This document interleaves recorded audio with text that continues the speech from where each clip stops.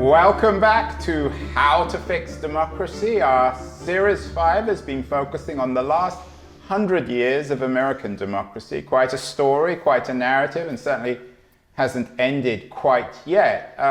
We've done a couple of shows on the relationship between American foreign policy and American domestic politics and democracy. The first with Robert Kagan, a historian of the interwar period, and then with Sarah Snyder, who's a historian of the immediate post-war Cold War period. So we are now up to the 1950s, late 50s and 60s, with my guest, Elizabeth Saunders. She's a professor at Columbia University and the author of a fascinating new book, How Elites Make War and Peace. Elizabeth, are you a historian or a political scientist? I'm a political scientist, but a lot of my best friends are historians, I'd like to say. And I've worked in many archives, and I work and collaborate with historians and engage with them. And so I consider myself a political scientist with an interdisciplinary bent. Well, you're allowed on the show, even if you're just a political scientist. Elizabeth, in all seriousness, in overall terms, is there an inevitably intimate relationship between foreign policy and domestic politics, and particularly in the American case, between American foreign policy and American democracy? I think so. I mean, I'm biased because I study the politics of war. I teach the politics of war, but it's hard to get through any case study whether I'm teaching it or writing it without really encountering a deep sense of how politics matters. And it could be partisan politics. It doesn't always have to be electoral politics, but it can also be behind the scenes politics. It can be bureaucratic politics. It can be fear of future political repercussions where the effects of the politics are actually felt inside the room, even if you don't ever notice them in the media or outside the room, the proverbial situation room. So that's what this book is really about. It's about the insider's game as a very political process in all the senses of politics, and not just in how we vote. You haven't mentioned the D word yet, Elizabeth. The book is about elites. Is there a contradiction between American elites and American democracy? That's a great question, and I actually spend a whole chapter at the end getting back to this question, because there is a tension between the policies that are made on behalf of voters, in the name of voters, in a democracy, and the very tight circles of decision making, which are hard for outsiders to penetrate, that are cultivated and reproduced and perpetuated. But I come out where a lot of political philosophers come out, which is that there's no shame in acknowledging, and in fact it's necessary to acknowledge, that we're all busy people and we can't all keep track of every issue, right? If you'd had me on your show to talk about healthcare policy, I would have said, you're crazy. Why would you want me to talk about healthcare policy? Healthcare is very important to me, but I call up people that I trust in order to understand the dynamics of proposed reforms, or when there's a new bill, or if there's a new policy proposal, right? I don't follow every single issue, and we're all busy humans. And the way that busy humans make sense of a complicated world is they turn to trusted sources, whether that's in media or friends, or in this case, elites. And so we hire elites, hire in the sense of vote for them and then give them power. As voters, we hire them to pay close attention and develop expertise for us and alert us when it's time to pay attention, right? In a sort of fire alarm sense, so that we don't do the day-to-day monitoring of foreign policy, which we just can't do. We can't monitor everything. So I do think there is a deep sense in which it is part of democracy to delegate policy to elites. And if we want to improve democracy, we have to understand that process. We can't sweep it under the rug. We can't decry elites. We can't pretend they don't exist. We can't vilify them en masse. We have to actually understand their incentives, their politics, and then only then can we actually try to improve the elite politics of war and peace. It's interesting you bring up healthcare because, of course, you're not a healthcare expert, but we're all healthcare experts in America, for better or worse. We're all on the receiving end of healthcare. Often, most of us are rather unhappy. We don't trust our healthcare experts, just as all too often today we don't trust our political experts, our foreign policy experts, our domestic policy experts. We're talking in Washington, D.C. Yesterday I visited the Vietnam Memorial, which is an astonishingly emotional experience because of the number of names on the wall. Coming back to this issue of political elites and trust in America. In the 1950s, did the American population, you think, broadly pre-Vietnam, trust its foreign policy elites to do the right thing?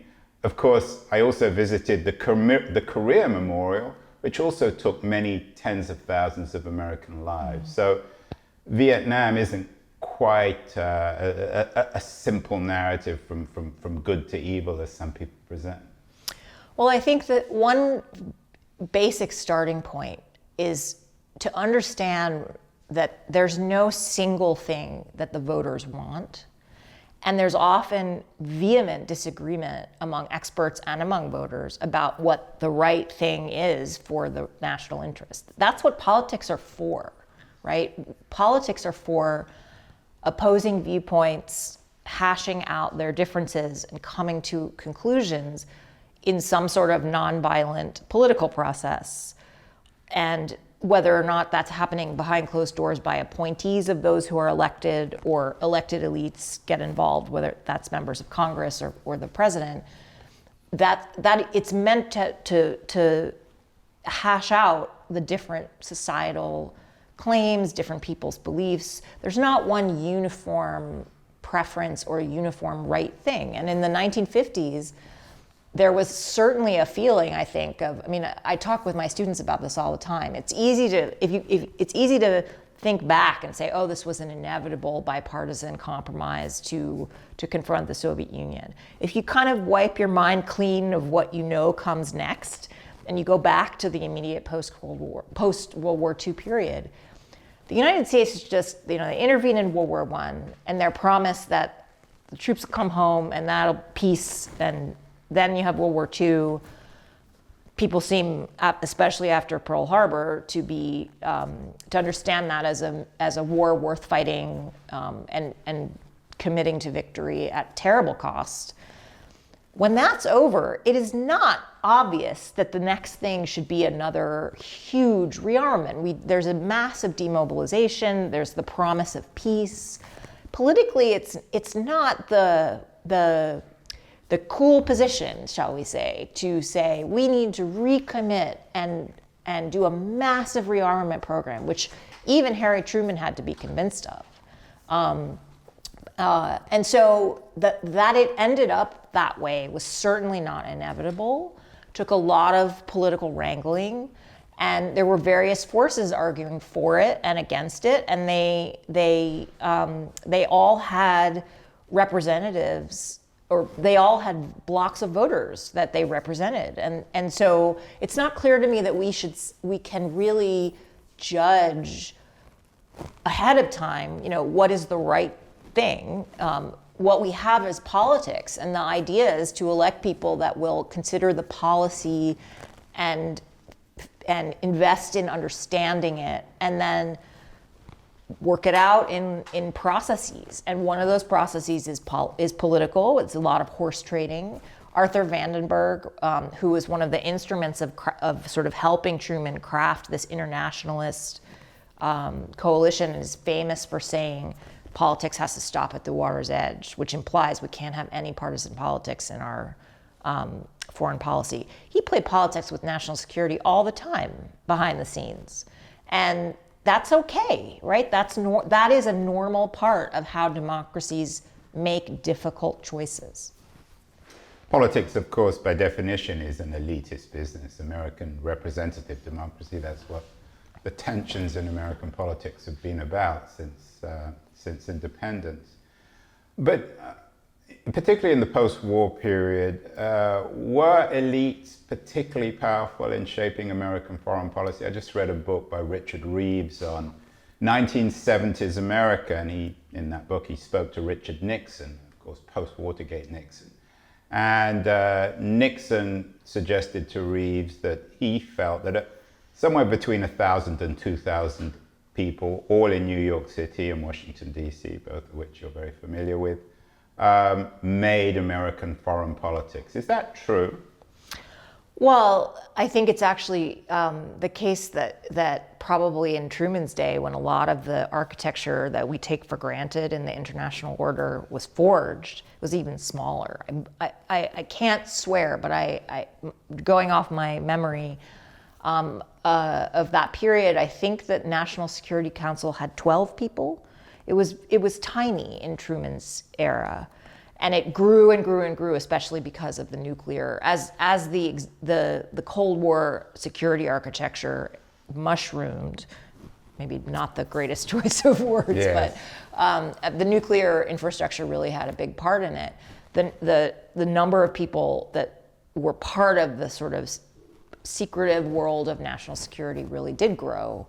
Up to the point where even, at the time President Obama left office, I think the NSC had 400 or 500, in the hundreds, and there was a widespread feeling that was too big on both sides of the aisle. But I think it's, on the other hand, I always have to think of the alternative, right? I mean, we have to weigh the costs and benefits. So you have to think about what the alternative is to opening it up. There's secrecy concerns, for one thing, but it's also, when I say opening it up, it's not like putting foreign policy on referenda. I mean, we've seen how that worked out in the UK, for example. And it's not clear that Now you're speaking like an elite, Elizabeth. You look shocked, but had Americans been asked in the 1950s and 60s, do you want to mortgage the whole history of your country on absurd foreign wars and this vision of a far-off country called the Soviet Union as a massive enemy? Rearm, redefine, make yourself this military giant, which historically you've never been. Perhaps the people would have said, no, let's go back to our farms, or let's go back to our cities. Let's focus on social security. Let's focus on investing in New Deal or the LBJ vision in the 1960s. Would that have been so bad? It's not that it would have been bad. It was part of the political conversation. And I think that's what politics does. There were plenty of people offering that vision. The reason Dwight Eisenhower got into the race for president in the 1952 race was to stop Robert Taft, who represented the farmers and small businessmen and women of Ohio, who was headed towards capturing the nomination. And Eisenhower felt that, representing the internationalist wing, having, managed alliances all through World War II. So it isn't that nobody asked them. And in fact, in the LBJ case, what I find the tragedy of Vietnam to be endlessly fascinating in the tragic sense, right? That it's unfathomable to me that the national security apparatus and the president could have gone into this with eyes wide open, as the historical record now really shows, and committed 500,000 troops to Vietnam. But one of the more persuasive explanations to me is that LBJ, and he may have been wrong about this, but it's clear he believed it, did not think he could actually achieve his vision for the Great Society without neutralizing the issue of Vietnam. And one can certainly take issue with whether that was true or whether he could have done something different. But it was clearly part of his calculation that he could not ask the people whose votes he needed for civil rights and the Great Society to... It's not that they necessarily wanted the war themselves, but if they had been given the cudgel and he had said, we're going to let Vietnam go communist or we're not going to intervene, they would have used that against him. And that stems in large part from this image we have of democratic presidents as weak. And there's all kinds of problems with this, but I don't know that it's because the people were never offered an alternative. The LBJ saw it as, if you want my vision, we have to fight in Vietnam. So, and I think just returning to Brexit, it's not so much that it's wrong that the British people were asked. And it is a great deal of elite energy has gone into understanding why they voted as they did. On the other hand, there are those who now clearly regret their vote, or the terms of the debate were the terms of the debate and they could have been different. And so one can ask, would it have been better to phrase the question differently? Would it have been better to have a threshold of 67%, 2/3 instead of 50, right? I mean, these are political choices. To take down to put up all your trade barriers and dismantle all of this economic infrastructure is a very big decision. We went from Eisenhower to LBJ. Of course, there was someone in between, the Kennedys. Can we see with the first Kennedy administration, well, there was only one Kennedy administration, this descent into rather dishonest elitism in terms particularly of the Kennedy disaster in Cuba, Bay of Pigs, and then the missile crisis in which the Kennedys clearly lied to the American people? I think you certainly can see some of it especially in the Bay of Pigs, but the twist I would put on that is it actually made Kennedy quite skeptical of some of his own elites. And he did not trust the CIA he trusted them enough that he kept working with them, but he did not trust military advice without really wanting to poke at it. And in the Cuban Missile Crisis, I think he was far more skeptical of the initial military advice to just go in and try and take the missiles out with a surgical strike, which was his initial instinct, because it sounds great, let's just take the missiles out. And of course, all one really wants is for, thoughtful consideration under the best information without precipitous decision making. A lot of these decisions are very difficult. And so I think the skepticism that he, the disaster of the Bay of Pigs and having not asked questions and having inherited this from Eisenhower and saying, well, okay, if Eisenhower thought it was a good idea, he got burned, but he did actually learn from that experience, and it gave him, I think, a healthy skepticism that just led him to pause and ask more hard questions. And I think sometimes we forget that, the decisions that elites are asked to make are often, at least the ones we hear about and debate for 50 years, are often very difficult, right? How do you get those missiles out when you aren't sure exactly when they're going to be operational without risking escalation? I mean, I think we've seen, a lot of these choices about signaling in high pressure crisis situations. We saw this with Iran and Israel, right, in the last few weeks. So no elite is perfect. No system is perfect, but you would like to believe that people have an understanding of the issues and the basic terrain enough that they can take in information and do the best they can with it.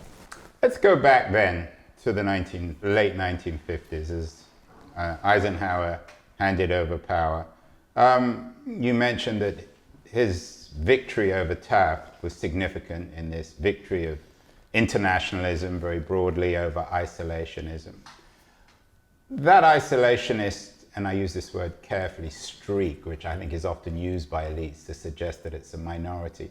How prevalent was that in the 1950s? In America, had you asked, I know this is a rather anecdotal question because I'm not sure how much proof we have scientific, but had you asked the typical American in the late 50s, early 60s, what should America's role be in the world? Should it be the world's policeman? should it shape the global agenda, or can it just go back to being the America in the pre-First World War age? Well, I think, again, this is where you have to think of a variety of different sort of degrees of strong feeling about this question. There will be some people who get asked this question who have a very strong, firmly held view, pro or con. We should be the policeman or we should not be the policeman. And I think there were certainly those who did. But there are probably also people who were just war weary and ready to enjoy the fruits. We have this nostalgic image even of this sort of post-war consumer age, and it would make very little sense to them after this massive demobilization for Truman to say, okay, we're actually going to just rebuild. We're going to end up with a greater presence in Europe than we had in the interwar period, even though we just defeated the Nazis, and that's supposed to have finished all of this, right? So, but that middle group, if you ask them without the context of the Cold War and what Vandenberg came around to as the necessity of standing up to the Soviet Union, which may or may not have been the right thing to do at the time, but leaving that aside, they then receive all of this information and cues and persuasion from the coalition that emerges, especially after the Korean War.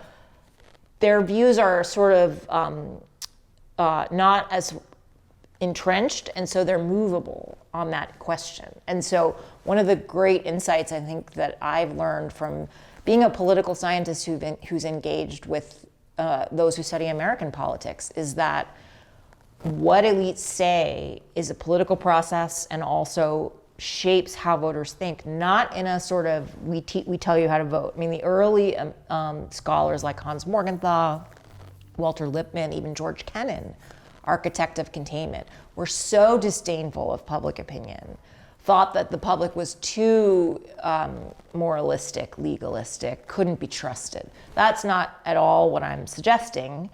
I'm suggesting that people are human, and it's no indictment of the public to say that they're not paying attention to every single issue.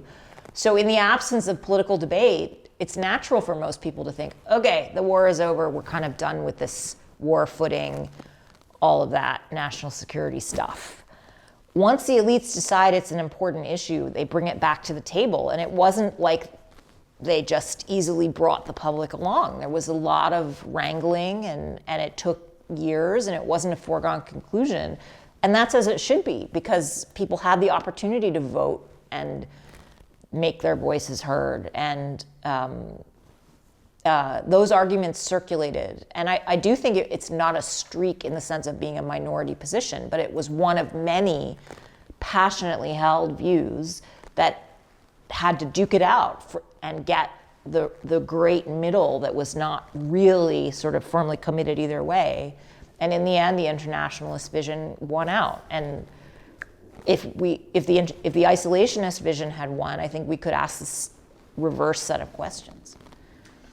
As you say, politics is complicated. Perhaps even the isolationists break down into extreme isolationists, moderate isolationists, centrist isolationists. Maybe the extreme isolationists reared their, some people might think, ugly head in the 1950s with McCarthyism. Their argument, it seems to me, was that the American elites, the foreign policy elites that you know all too well, the elites that eventually dragged America into Vietnam, that they were infected by communism, that they were infected by the ideology of the enemy. Is there any truth to that, Elizabeth? Was there something rotten about the American foreign policy elites in the 1950s? Was McCarthy right?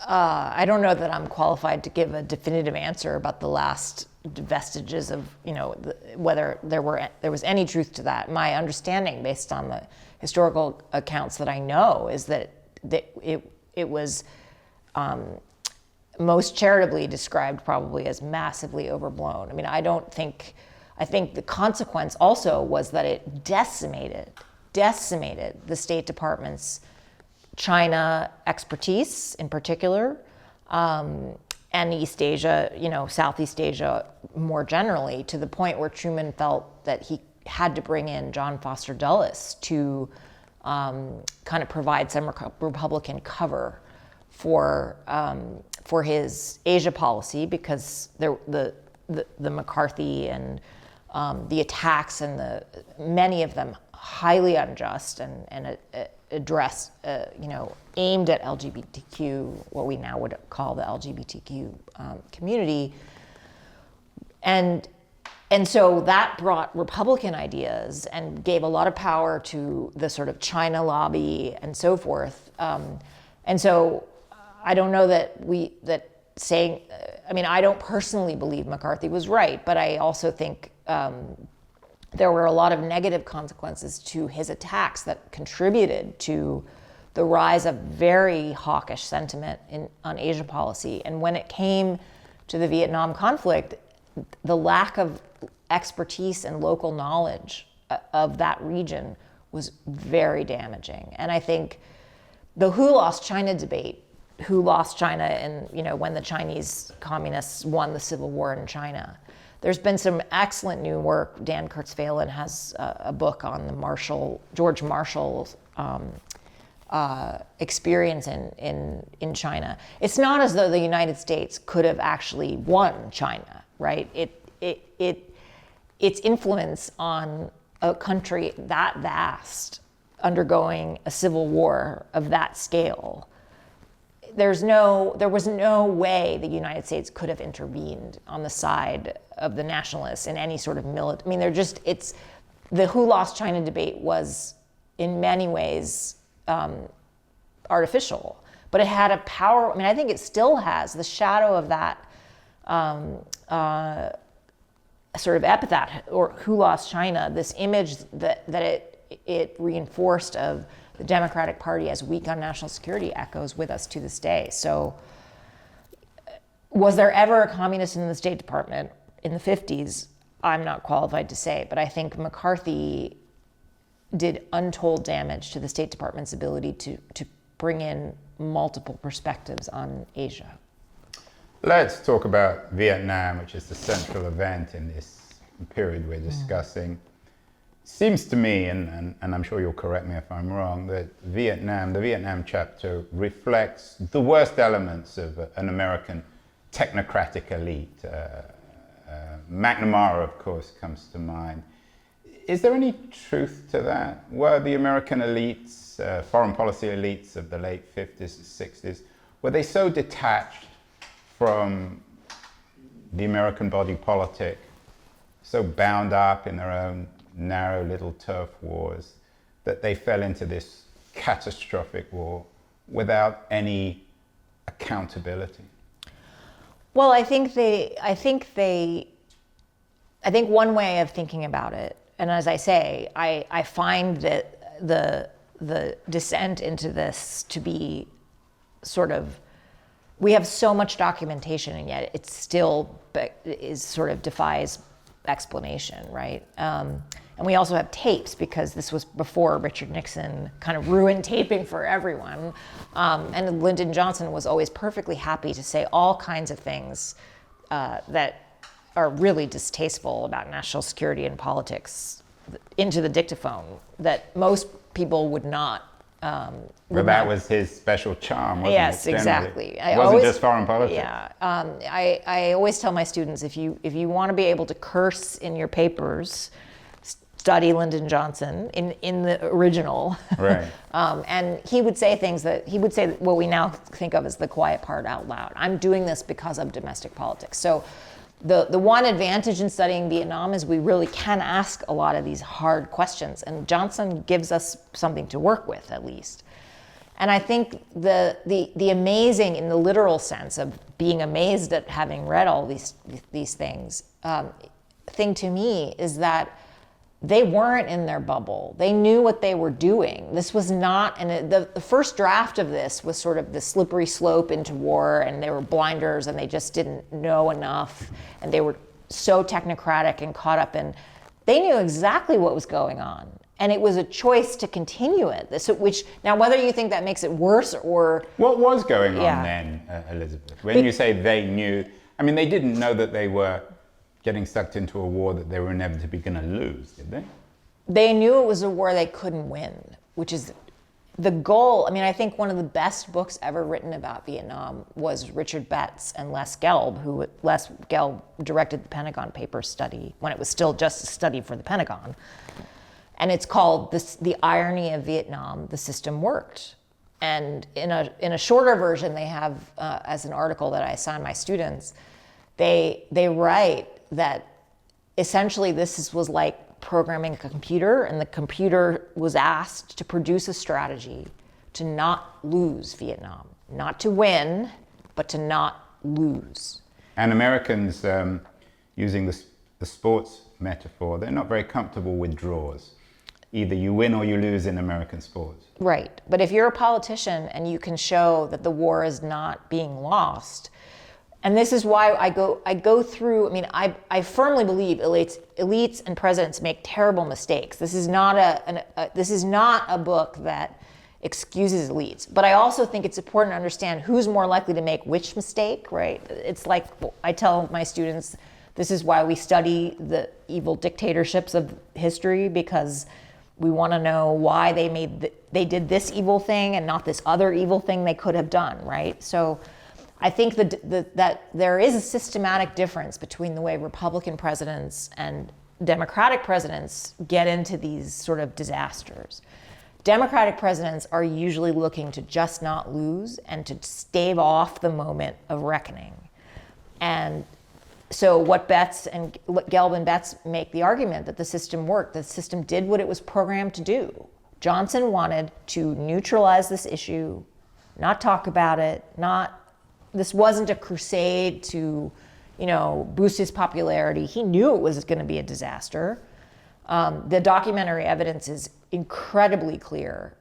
There's a document that I talk about in the book where Jack Valenti, who I remember when, I'm a child of the 80s, so I remember him as the guy who would say something at the Oscars, right? Yeah. When he was the head of the Academy.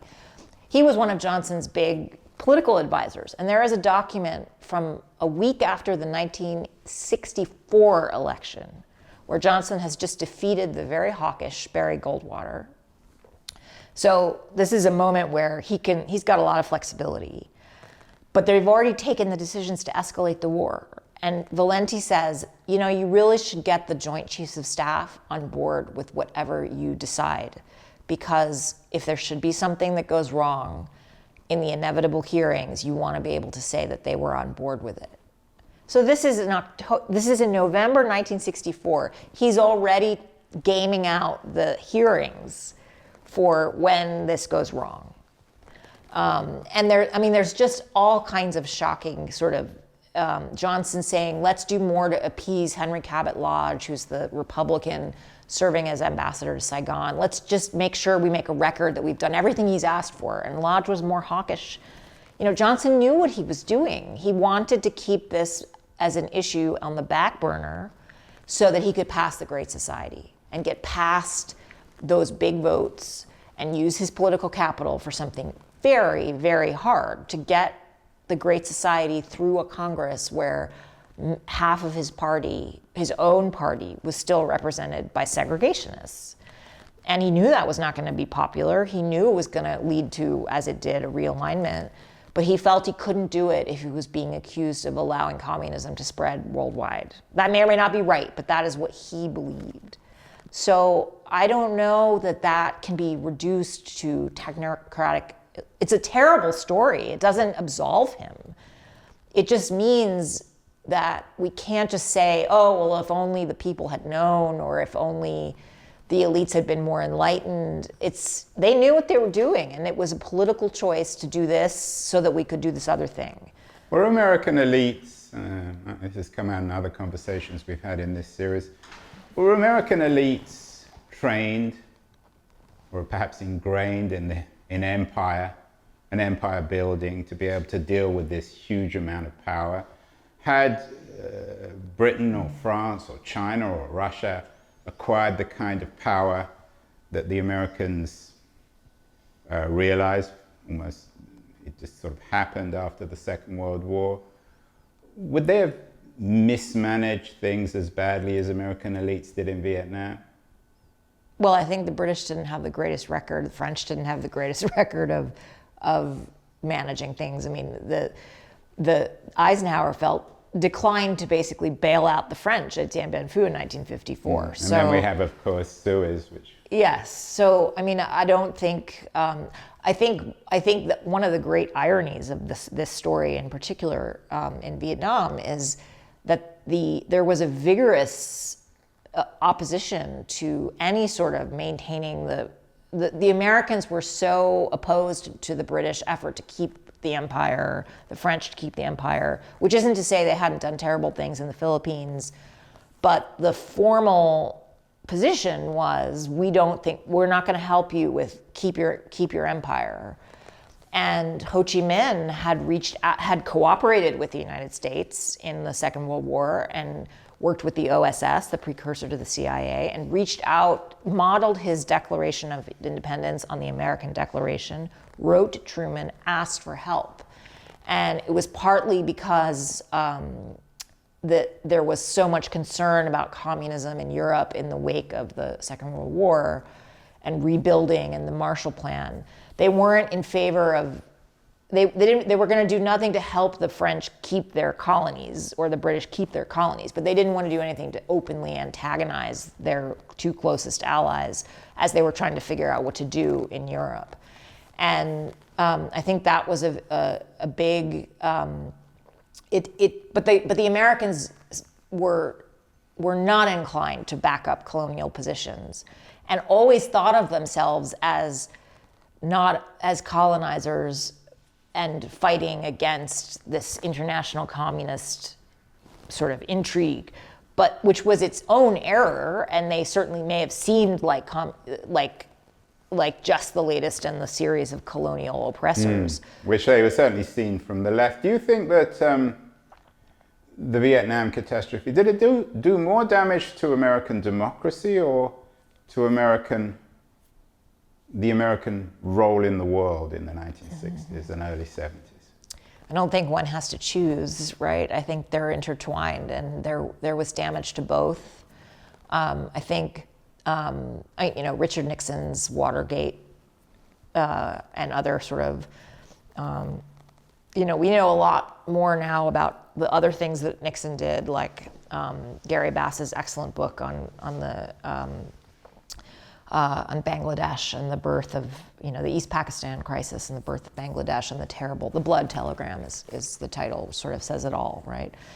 But I think there is a sense in which the emergence out of that, of continued sort of politics working in a way that, in the Carter years, you still had Democrats like Sam Nunn, who could be a defense expert that would help the Democratic Party kind of make deals. And, that is actually the way politics is supposed to work. And I do think that there was damage, but there was also resilience in a way that is harder and harder to find in today's highly polarized world. Let's get to Watergate. The more you talk in terms of your elites, and they're not your elites, of course, but your focus on elites, can the Watergate crisis be seen as bound up in the crisis of Vietnam, of the unaccountability of elites, of the arrogance of the elites, in the same way as the Kennedys or Johnson believed that they could deceive the American people over Cuba or Vietnam? Was Nixon simply continuing that business of institutional or ideological arrogance of doing basically whatever he wanted to do and lie about it?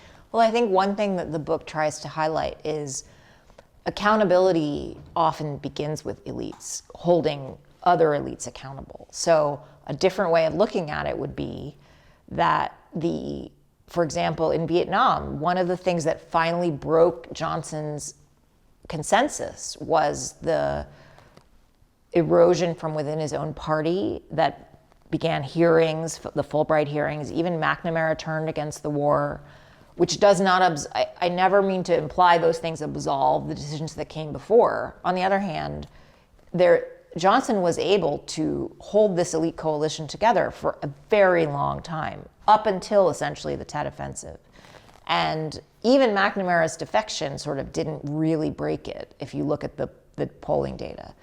And so I do think that elites are often the engine that sort of pulls the fire alarm eventually and gets people to pay attention. And it's not always, voters often are put in a position where they don't have the ability to do much.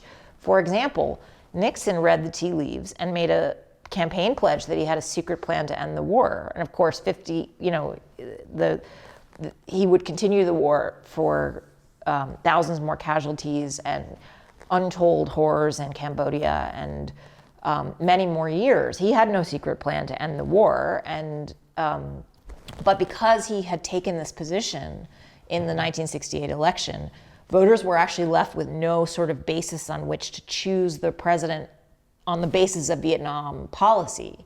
And so there's a wonderful paper that looks at this by two American politics professors who show that very few people actually based their 1968 presidential choice on Vietnam, despite how important it was, because Nixon took away the choice for them by sort of adopting the Humphrey position. They both had the same position on Vietnam.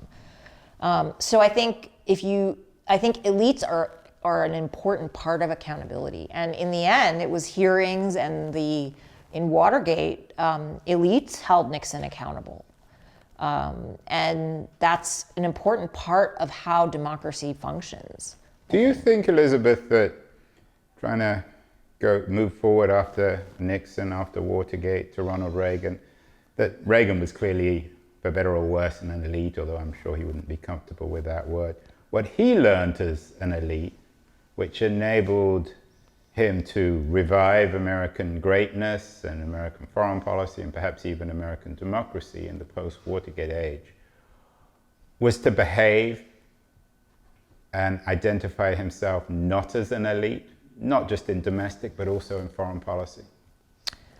Well, a lot of what he did in foreign policy was pretty consistent with what had come before. A lot of intense levels of military spending that caused a huge budget deficit, and it was an intentional strategy to outspend the Soviets basically into the ground.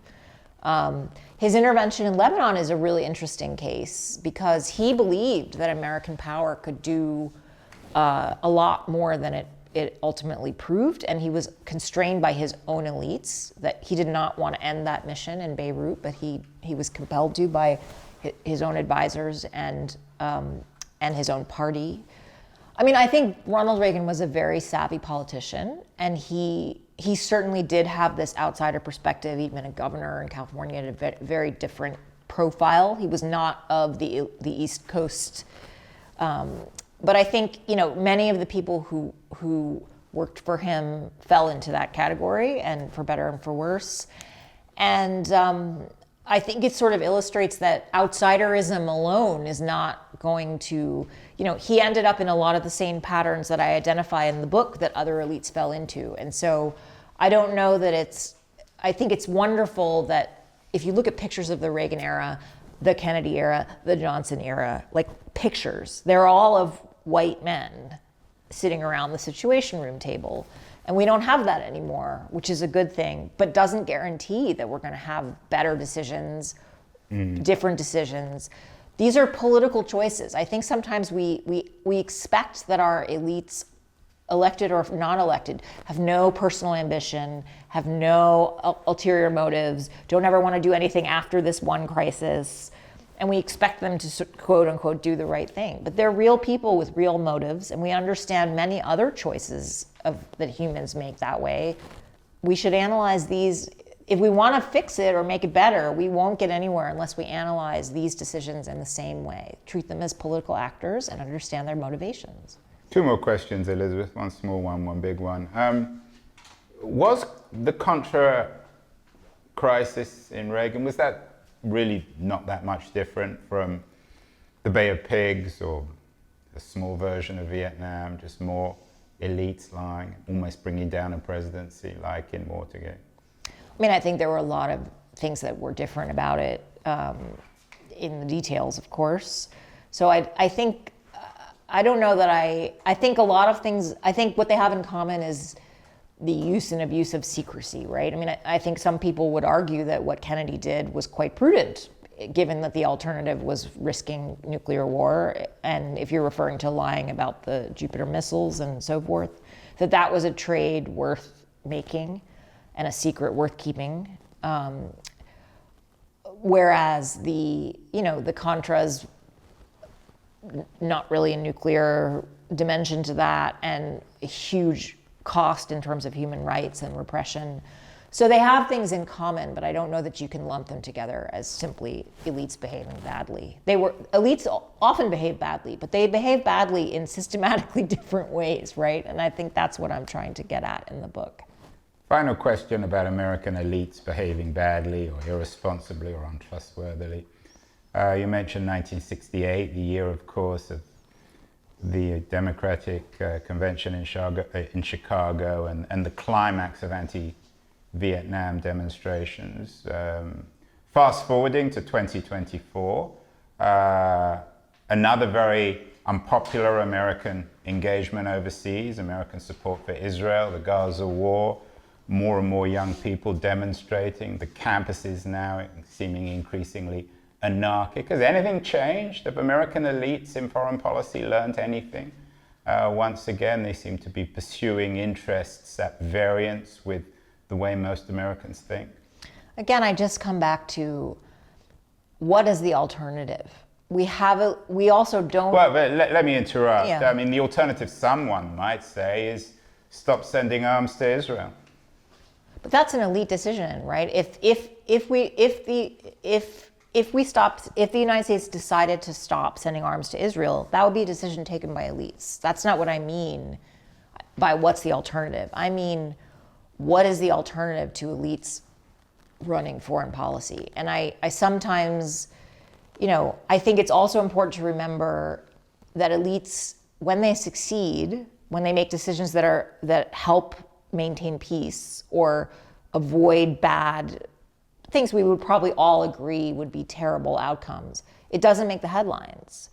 And just as the good conversations that are happening on campus in my class, in other classes, I mean, I've talked to many colleagues about this, right? So there's certainly a bad news bias. I mean, the 11 o'clock news is about all the burglaries and the murders, not all the good, the lady who tried to help a neighbor across the street, right, that day, because that's just not news.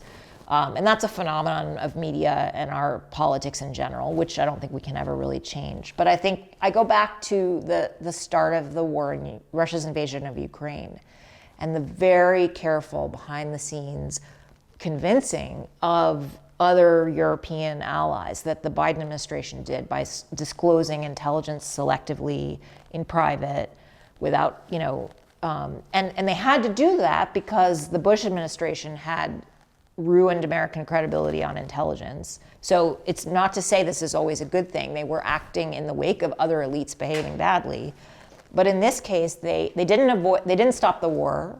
They may have bought some extra time though, and they almost certainly foiled Putin's ability to claim false flag events and drum up legitimacy in that way. And I think that's not an easy thing to achieve, and it's not a trivial achievement either. And it's important to remember that the record is so much more.